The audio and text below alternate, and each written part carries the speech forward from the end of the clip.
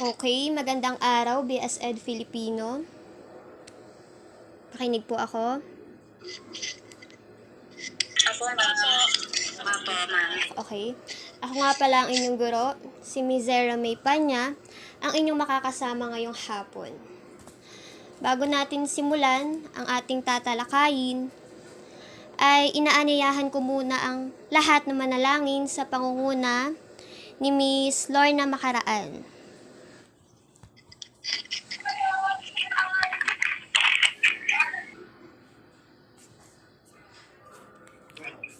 Miss Lorna. Apo, ma'am. O, sige po. Tayo po ay manalangin sa ngalan ng Ama, ng Anak, ng Espiritu Santo. Amen. Panginoon, una po sa lahat, nagpapasalamat po kami sa magandang araw na biyaya niyo sa amin. Sana po, Panginoon, bawat isa po sa amin ay may maunawaan po ang ituturo ng aming guro at mapalawak pa po ang aming kaalaman. Panginoon, sana po ang bawat isa po sa amin ay magkaroon ng magandang pagkakaunawaan at magandang partisipasyon sa aming tatalakayin ngayong araw na ito. Maraming salamat po, Panginoon. Ang lahat po ng ito ay dinadalangan namin sa ating mahal na Panginoon. Amen. Ngalan ng Ama, ng Anak, Espiritu Santo. Amen. Okay, maraming salamat po. Ngayon naman ay i-check ko muna ang ating attendance para aking malaman kung sino ang mga lumiban. Say present lang po kung sino yung mga nandito. Bernard Reyes. Ito. Christine Saranya. Present po. Lorna Macaraan. Present po. Marcia Lusterio. Present po. Jamaica Rances. Okay, mahina pa ang internet. Mariel Bustamante. Present po. Okay. Lisette Osenya. Present po. Okay. Mary Grace Remo. Okay, mahina pa. Maika de Torres. Mahina pa. Okay. Ilan lamang ang nandito sa atin. Ngayon, may hinanda akong mga larawan na kung saan ay ipapasuri ko to sa inyo at bibigyan nyo ng akmang pagpapakahulugan kung ano ang nais nitong sabihin. Okay, pamamagatan natin itong suriin mo. Next slide.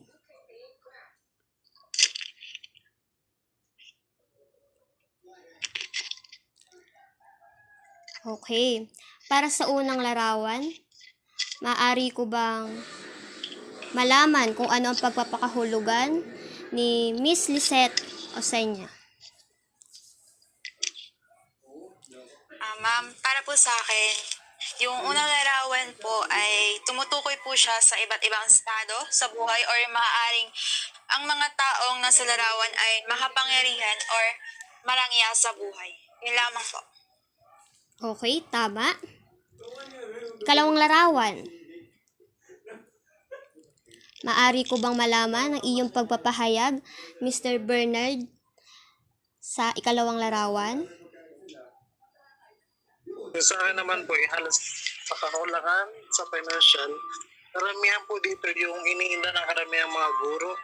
Ganun na rin ang mga manggagawa sa ating bansa na halos hindi sapat ang sahod nila sa pangangailangan sa pang-araw-araw na buhay. Na ang iba dito, ang hangarin ay sana mabigyan din ng pansin ang kanilang mga adhikain na ibigay ang nararapat para sa kanila. Okay, tumpak Mr. Bernard, dahil ang larawan ay nagpapakita ng realidad sa atin na kung saan ating mapapansin ng ating mga sinasahod ay hindi pa rin talaga sasapat sa ating pang-araw-araw na buhay. Okay, kasunod na larawan, maaari ko bang malaman ang pagpapakahulugan ni Miss Marcia Lusterio? Para po sa akin, yung masasabi ko po dun sa pinapakitang larawan ay makikita po natin na mas matimbang po pag tayo ay may pera, kasi alam naman po natin na yung iba mas nakakaangat kung sino yung may pera, sila yung mas lamang. So yun, dito sa sa picture nakita natin na may pera, kaya yun yung pinakalamang kaysa dun sa isa na kumbaga sa tao, ito yung mayaman, yung may pera, at yung isa naman ay yung mahirap. Yan po. Okay, tama ang pagpapakahulugan ni Miss Marcia dahil ang nasa ikatlong larawan ay nagpapakita ng hindi patas na pagtingin, lalong-lalo na sa justice o sa ating batas, dahil mas binibigyang prioridad ang mas may pera at hindi na pinapansin ang mga taong mahihirap na kung saan ito ang pinakamalaking bagay na kailangan sinusolusyonan ng ating bansa. Okay, sunod na larawan. Okay, Miss Christine Saranya, maaari ko bang marinig ang iyong pagpapahayag? Ma'am, sa akin pong nasusuri sa dalawang larawan, yung una, yung isang tao ay nagtatamasa ng yaman. Kumbaga, yung tao na to ay nakukuha niya yung gusto niya, kung yung mga gusto niya, yung pera niya parang winawaldas niya lang sa mga bagay naman na hindi importante, which is naman sa totoong buhay natin to. Tapos naman yung sa baba naman ay yung tao ay nagpapakahirap para magkaroon siya ng pera para pambili ng pagkain, pangbili ng mga mas pangangailangan sa buhay. Yun po. Okay, tama yun, Miss Christine Saranya. O, sino pa kaya ang may iba pang pagpapakahulugan? Maaari ko bang malaman ang pagpapakahulugan ni Ma'am Lorna? Miss Lorna? Yes, ma'am. Para po sa akin, katulad nga po ng sabi ni Ma'am Christine, ito nga pong isa na nagpapakasarap sa buhay, winawaldas yung pera, ay parang easy lang po sa kanya na ang pera po ba'y parang itinatapon po niya. Kumpara naman po dito sa isa na talaga po siya ay nagbabanat ng buto. Nagpapakahirap po siya para siya ay kumita ng pera. Yun po ang pagkakaiba nung isa na nagwawaldas at ito naman pong isa na nagpapakahirap para kumita ng pera. Yun po, ma'am. Okay, tama po, Mami Lorna. Kasi sa panahon po ngayon, atin pong makikita na ang mga magsasaka, ang ating mga kapwa magsasaka, sila yung kumakayod, nagpapakahirap para sa atin. Ngunit hindi pa rin nabibigyan ng sapat na porsyento ang kanilang pinaghihirapan. Bagkus, kung sino pa yung mga nakakaangat, sila pa yung mga nagbabago, sila pa yung umaapak ng pagkatao ng mga taong mas mababa sa kanila, na sana'y hindi palaging mangyari sa ating bansa.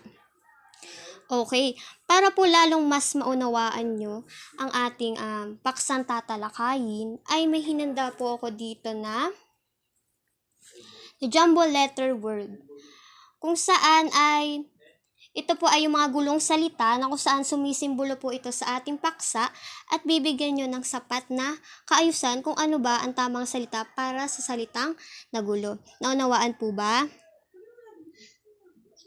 Opo, ma'am. Nawaan.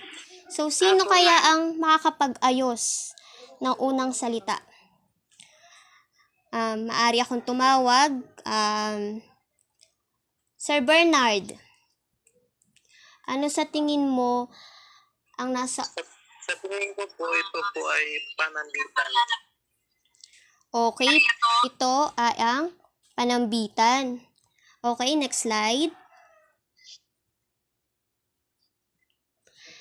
Ang panambitan, ito ay isang tulang Bicol na isinulat ni Mayra Prado na isinalin sa Pilipino ni Lilia Rialubit. Okay, next. Sa pagsulat ng tula, dapat ay piling-pili ang salitang gagamitin. Sa pamagitan ng salitang pinili, dapat mapalutang ang matingkad na diwang nais ipahayag ng makata. Napakahalagang sangkap ng tula ang kagandahan at kariktan. Kinakailangan din ang mga larawang diwa ay pumupukaw ng imahinasyon ng mambabasa. Sa tingin nyo, bakit kaya kailangan na ang pagsulat ng tula ay dapat ay piling-pili? Aari ko bang malaman sinong gustong sumagot? Miss Marcia, sa tingin mo, bakit kaya? Para po mas maunawaan po ng mga mambabasa at mas maramdaman nila kung ano yung sinasabi sa tula. Okay, tama yun. Kasi, ang pagsulat ng tula ay dapat ay binubuhusan mo ng emosyon. Ang pagsulat ng tula ay hindi basta lang na ikaw ay lilikha. Sapagkat, ang pagsulat ng tula, dito mo unang makikita kung gaano kagaling yung manunulat, kung ano yung ibinibigay niyang imahinasyon sa tagapakinig nito. Kung maganda at puno ng emosyon ang iyong tulang binasa, maaring maintindihan o maunawaan ito ng mga taong magiging tagapakinig mo at maaari silang humanga at gawin itong inspirasyon. Tama ba? Naunawaan po? Opo, tama po. Opo. Okay. Sunod na larawan. Sino kaya makakapag-ayos ng salita? Tatawag ako. Miss Mariel Bustamante. Salapi po, ma'am. Okay, tama. Next slide. Gaano nga ba kahalaga ang pera? Makapangyarihan ba talaga ito? Kung uulan ng pera araw-araw, dali-dali ka bang lalabas ng bahay nyo? At ititigil mo ba yung ginagawa mo para lang makipag-unahan at makakuha ng limpak-limpak na salapi? Sa tingin mo, Miss Mariel, anong iyong gagawin?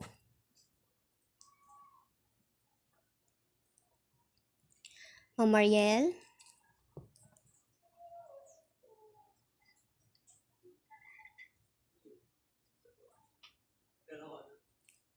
Okay. Baka humina ang signal ni Ma'am Mariel. Ma'am Lisette, ano kayang iyong gagawin?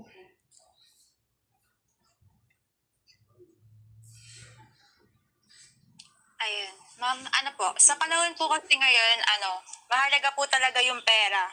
Dahil po yung pera, alam naman natin na nabibili natin ang ating mga pangailangan at yung kagustuhan sa buhay natin. At tunay po na makapangyarihan yung pera. Kaya nga po yung karamihan sa atin is nasisilaw sa mga salapi.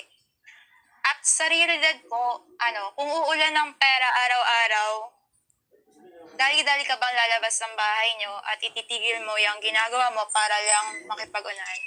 Kung sa realidad po, ma'am, ang gagawin, lalabas po ako ng bahay. Dahil karamihan naman po sa atin ay yun din po yung gagawin natin dahil marami po sa atin ay, nangangailangan nito. Pero bilang isang, tao, dapat ay hindi tayo mabulag sa kinang ng salapi. Dahil hindi naman natin ito madadala kung tayo ay nasa hangganan ng ating buhay. Yun lang po, ma'am. Salamat po. Okay, magandang kasagutan, Miss Lisette. Sino pa kaya? Gusto ko namang marinig ang boses ni Ma'am Jamay Carances. Ikaw po kaya, ano kaya ang iyong gagawin? Gaano nga ba kahalaga ang pera?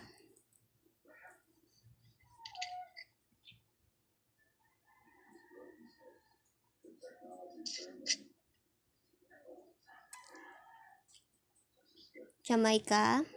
Nawala na siya. Ma'am, mahina daw po internet. Nag-left na po, ma'am. Okay. Apo, mahina nga. Ikaw po, Miss Christine Saranya. Sa tingin mo, anong iyong gagawin? Ano po, para po sa akin, yun nga po, sabi po ni Lisette niya na, tawag nito, dito kung, anong tawag nito? Kung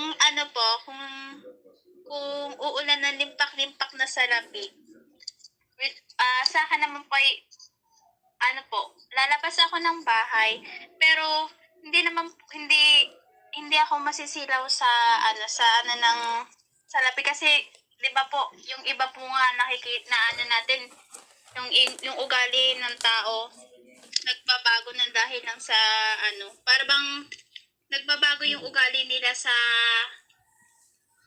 may term po hindi ko maano. Okay, sige, go lang po.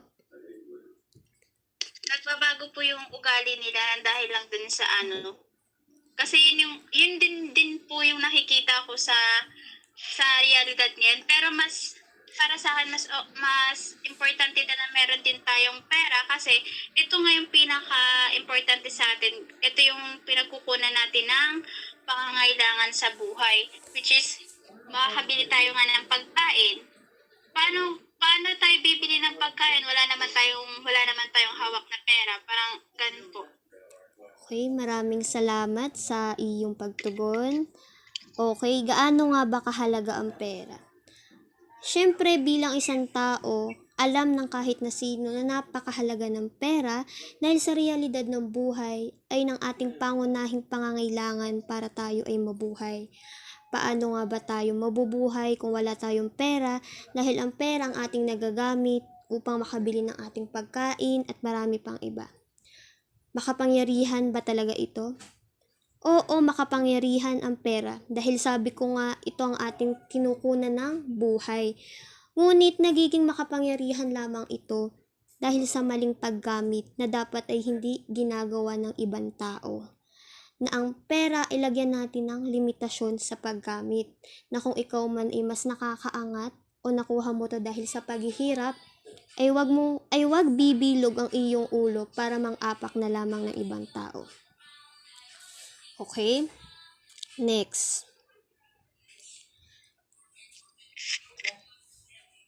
Sino naman ang gustong sumagot? Okay.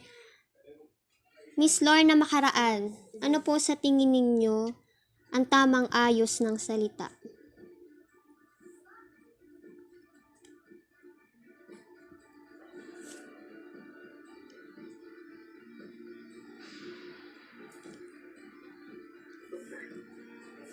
Ano po?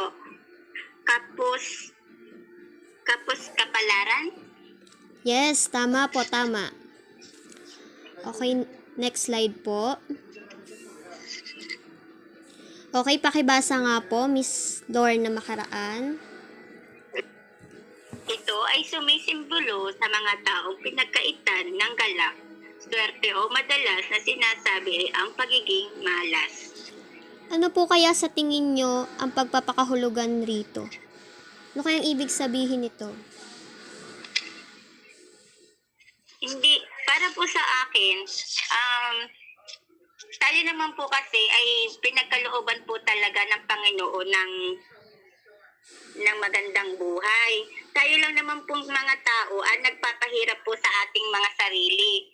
Di po ba nga, kaya nga po tayo naging mahirap at tayo inaano pa ng kapwa nating mamamayan na tayo mas pinapababa pa nila kasi nga po nag-i-stay po tayo doon sa kung ano lang po tayo, which is pwede naman po tayo na mapaunlad natin yung ating sarili na tayo po ay kailangan ay magtiyaga at mapaunlad natin ang ating tayo naman po kasi may kanya-kanyang kakayahan kahit iba-iba po ang ipinagkaloob sa atin.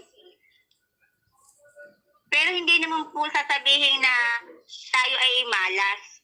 Dahil nga po, nasa sa atin na rin po ang dahilan kung paano tayo uunlad. Yan lang po, ma'am. Okay, maraming salamat. Tama ang sinabi ni Miss Lorna Makaraan na ang pagiging kapus-kapalaran ay hindi panghabang buhay. Magagawa natin ito ng paraan kung magkakaroon tayo ng diskarte. Tulad nga ng sinabi niya, may iba't iba tayong kakayahan, talento sa buhay na kailangan natin ipamalas at ipakita pa. Na huwag tayo magi-stay kung saan tayo namulat, kung ano yung nararanasan natin ngayon, kasi maaring pagsubok lang yan para sa hinaharap na tagumpay. Okay? Next slide. Okay, dito na po natin masisilayan ang ating paksang aralin at ito na nga po yung panambitan o antulang Bicol. Okay, maaari mo bang basahin, Miss Marcia Lusterio?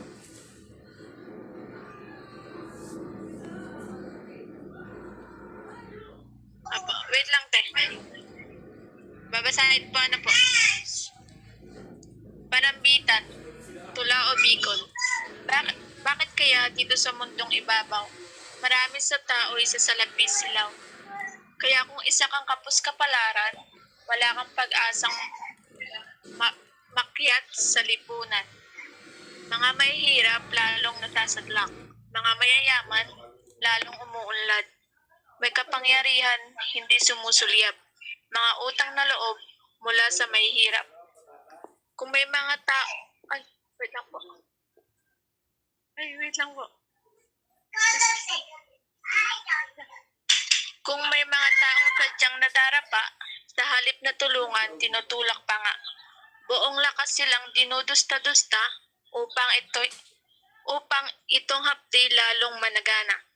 Nasaan, Diyos ko, ang sinasabi mo? Tao'y pantay-pantay sa balat ng mundo.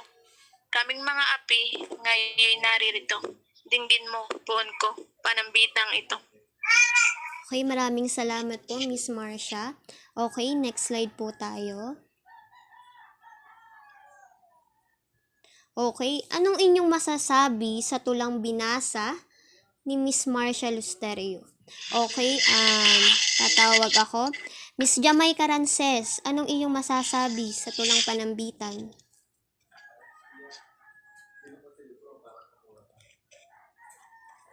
Miss Jamaica.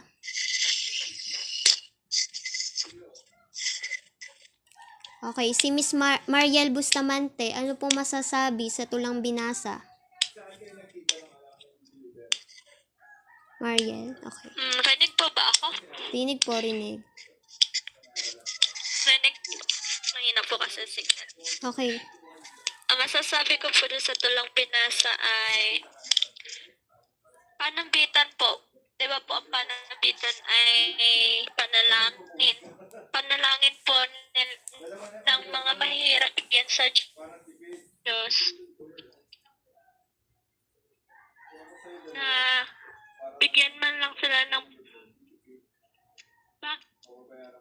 hindi pantay-pantay ang mga tao sa lipunan. Yung mga mahihirap, lalo pang naghihirap. Tapos yung mga mayayaman, lalo pang umaangat.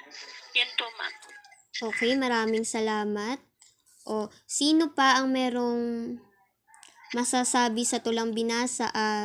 Si Sir Bernard. Anong masasabi mo sa tulang binasa?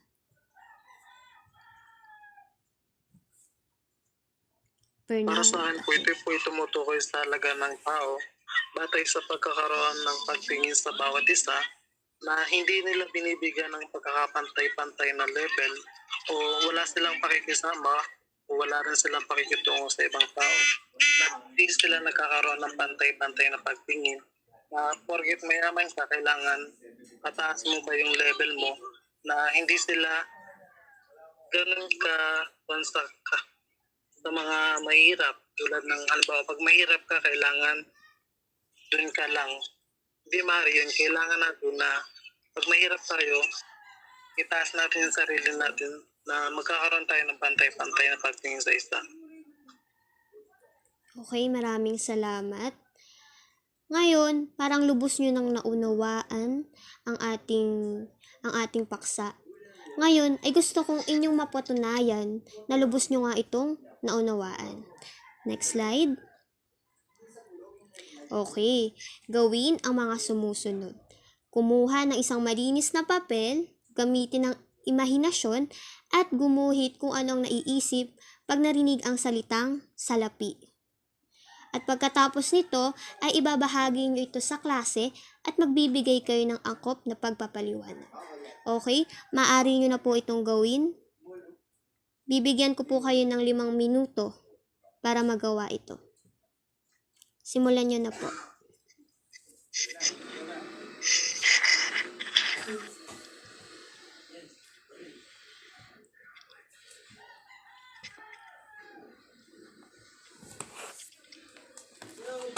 Pera na hawak, talo ko na po agad sa isang case. Gawa po ng pera nga po ang umiikot para po maipanalo halimbawa natin ang isang kaso. Pag po ang isang kaso ay hindi po pinairal ang pera, matatalo po. Okay, maraming Yun po salamat. ma'am ang akin. Okay, sunod na magbabahagi. Maari mo bang ibahagi sa amin ang iyong ginuhit, Miss Christine?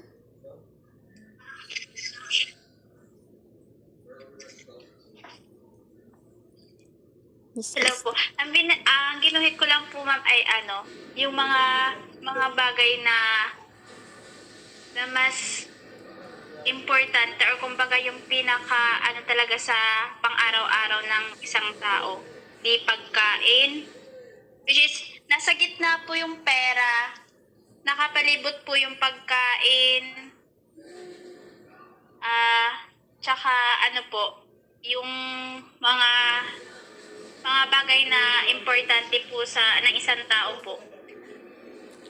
Okay, maraming salamat. Next slide na po tayo.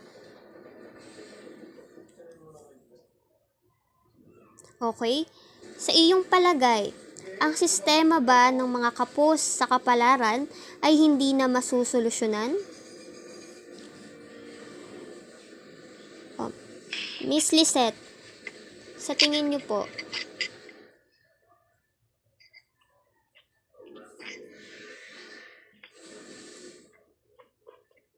Wala po ata.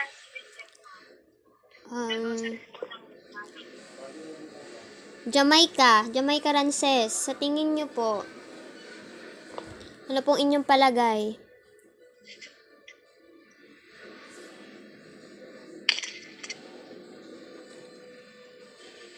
Ako na lang po ma'am. Okay, sige. Sa akin palagay po yung kapag-kapalaran ay ito po ay masusolusyonan pa kung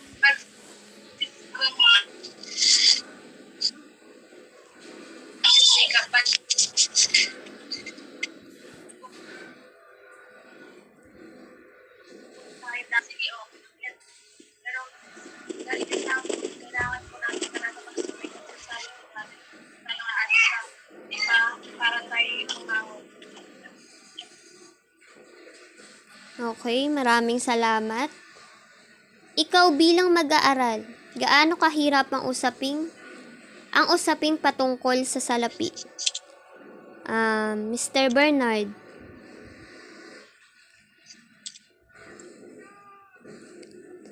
Sa inyong palagay, gaano kaya kahirap bilang mag-aaral ang usapin patungkol sa salapi?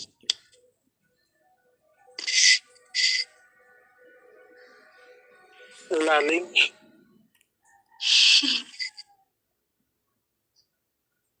Siguro bilang isang mag-aaral, gaano kahirap ang usaping patungkol sa salapi? Siguro kung hindi po tayo mabubuhay kung wala pong salapi kasi hindi po natin mabibili yung mga pangunahing pangangailangan po natin. Dahil din po sa salapin para maituring po natin na marami po tayong kaibigan, tapos makapangyarihan po tayo, then mapera. Yun na lang po. Salamat po ma'am. Okay. Ma'am Lorna, sa tingin niyo po bilang mag-aaral, gaano kahirap ang usaping patungkol sa salapi?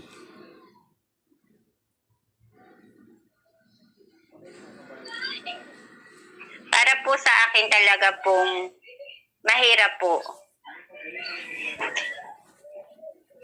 Kasi nga po, dito po, kapag nga po ikaw ay kapos sa kapalaran, ibig sabihin po ay tayo po ay hirap sa buhay. Pero sa sitwasyon ko naman po, sa hindi ko naman po masasabi na ako'y kapos sa kapalaran kasi nakakabili naman po ako, maayos naman po ang aming pamumuhay, nakakaraos naman po kahit nag-pandemic ngayon. Kasi nga po, nasa sa atin po mga tao, ang solusyon po, para po masolusyonan natin ang sinasabing kahirapan. Ayun lang po, ma'am. Okay, maraming salamat sa napakagandang kasagutan. Okay, sunod na slide na po tayo. Okay, balikan natin at subukin natin kung naunawaan nga ba ang ating tinalakay ngayong araw. Ano nga ulit ang panambitan? Okay, Mariel Bustamante, ano nga ulit ang panambitan?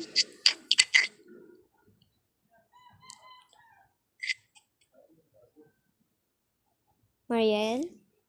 Nandito pa ba? Ang panambitan po ay panalangin ng mga mahihirap. Kinig po ba ako? Okay, tama po, tama. Kinig po, kinig. Putol-putol po eh. Okay. Baka po late. Ayan po, panalangin ng mga mahihirap para po sa pagkakapantay-pantay ng mga tao sa lipunan. Okay, maraming salamat. Sino naman ang sumulat ng tulang panambitan? Okay, Ma'am Lorna Makaraan, sino po ang sumulat?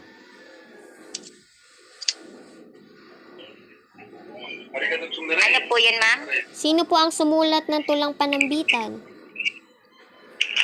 Ay, si Myrna Prado po at tapos isinalin po kay Lilia Rialobet. Okay, maraming salamat.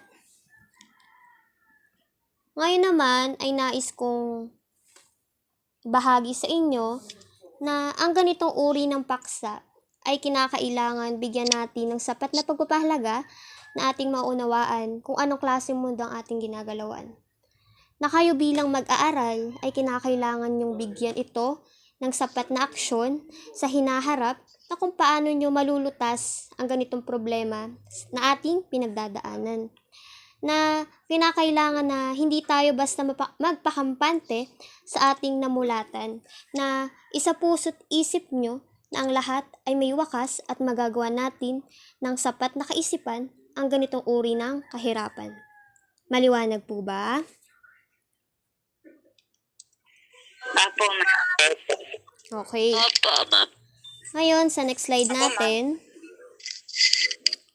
anong iyong iambag upang hindi mangyari ang ganitong kahirapan? Ipaglalaban mo ba ang iyong karapatan kahit hindi umaasa sa salapi at panglalamang? Bakit? At ipaliwanag. Sige nga po, Ma'am Lisette, ano po sa inyong palagay?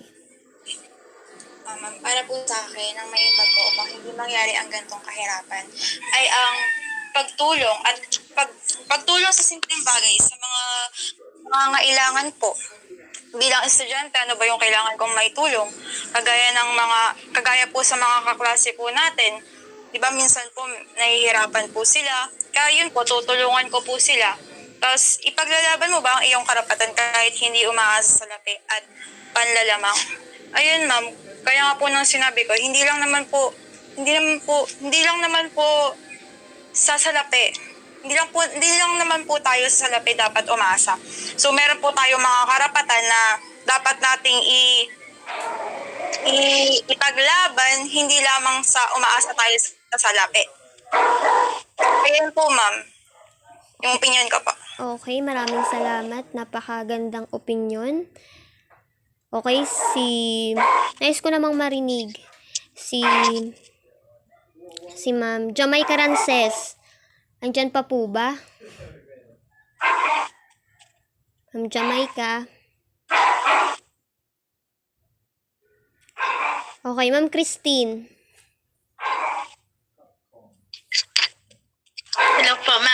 po. Anong iyong maiambag upang hindi mangyari ang ganitong kahirapan? Ipaglalaban mo ba ang iyong karapatan? O, sige, go. Sa akin po, kasi po, ako po sa totoong buhay, ako po ay matulungin sa kapwa kahit hindi ko masyadong kakilala kung sino yung mas nangangailangan, or kahit hindi ako ganong kayaman or ano lang nila, hanggat maaari at hanggat meron ako, magbibigay ako ng tulong sa ibang tao. Kasi ito po din yung ito yung pinaka din na magbigay ng tulong lalo na sa nangangailangan po. Kailan po. Okay, maraming salamat. Ngayon naman ay nais kong makinig ang boses at pagpapaliwanag ni Miss... Sino pa ba? Ma'am Lorna? Natawag ko na po ba kayo, Ma'am Lorna? Natawag ko na po ba? Ano Apo, po ma'am. Okay. Apo, ma'am. Bernard, Sir Bernard.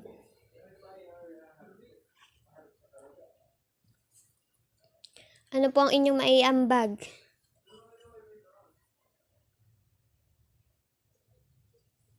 Ano ang iyong mayambag upang hindi mangyari ang ganitong kahirapan? Siguro po yung sa pag-aaral na lang po kailangan makapagtapos po tayo ng pag-aaral para mas malaki po yung itulong po natin sa kanila na hindi tayo magiging pabigat sa kanila pagdating ng araw. Tapos ipaglalaban mo bang yung karapatan kahit hindi sa salapi? Opo. Dahil bilang isang kabataan po tayo, meron po tayong obligasyon na kailangan po natin gawin na hindi man sa ganong salapi, maaari tayong makatulong sa iba. Yun lang po, ma'am. Salamat po. Okay, maraming salamat. Maraming salamat sa inyong mga ibinigay na pagpapahayag at pagpapaliwanag patungkol sa ating paksa ngayon na panambitan na sa tingin ko ay marami sa inyo ang natuto at nakapagbigay ng sapat na pagpapahalaga kung ano nga ba ang sinasabi ng salapi, na kung gaano ba ito makapangyarihan, na bakit ba ito mahalaga, na ibinigay nyo ng buong puso ang inyong mga opinyon upang masagot lahat ng ating mga kasagutan. Ngayon naman ay, next slide po tayo. Meron po akong ibibigay sa inyo na takdang aralin, na sumulat po kayo ng isang likhang tula na kinapapalooban ng 5 sakno at 4 na taludtod sa paksang ako bilang Pilipino, ilalaban ko ang ikakatagumpay ng bansa ko. Hihintayin ko po ito sa ganap na 8:00 ng hapon or ng gabi. At maaaring i-ano na lang mo po sa aking messenger. Okay, maraming salamat po sa operasyon ngayong araw. Ngayon ay tatapusin ko po ang ating talakayan sa isang panalangin na pasisimulan po ito ni Ma'am Marshall Estereo. Maaari po bang magwakas po kayo ng panalangin para po sa atin?